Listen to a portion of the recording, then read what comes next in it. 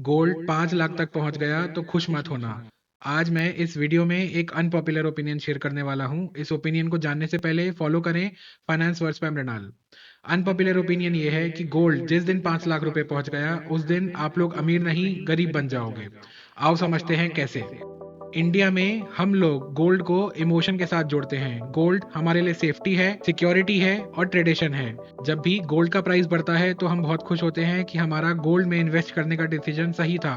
But gold सिर्फ एक hedge है। एक सिनेरियो इमेजिन करते हैं जहां पे वर्ल्ड वाइड टेंशन बढ़ रही है, गवर्नमेंट डेट में डूबी हुई है, पैसा प्रिंट हो रहा है और इन्फ्लेशन स्टिकी है। ऐसी सिचुएशन में गोल्ड शाइन करता है, क्योंकि ऐसी सिचुएशन में लोगों का ट्रस्ट पेपर करेंसी से गोल्ड जैसे फिजिकल एसेट्स पर शिफ्ट होता है। अगर गोल्ड की यही ग्रोथ साइकिल नेक्स्ट डेकेड में रिपीट होती है तो 5 लाख का नंबर परसेंटेज टर्म्स में अनरियलिस्टिक नहीं है, लेकिन इसका मतलब अंडरलाइंग सिस्टम प्रेशर में है। तो अगर आपकी पूरी इन्वेस्टमेंट गोल्ड के अंदर है और आप ये सोच रहे हैं कि गोल्ड अगले 10 सालों में 5 लाख रुपए पे जाएगा तो आप एक मिलियनेयर बन जाएंगे, तो आप एक बेट ले रहे हैं फियर इकोनॉमी पे।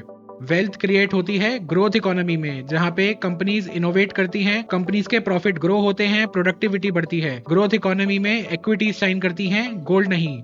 गोल्ड सिर्फ एक इंश्योरेंस है और इंश्योरेंस से आप कभी भी रिच नहीं बनते।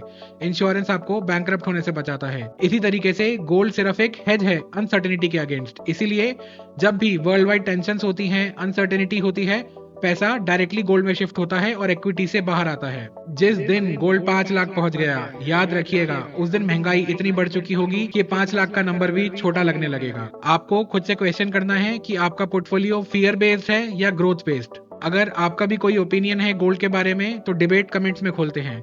इसी तरीके के कंटेंट के लिए फॉलो करें finance words by Mrinal. Thank you.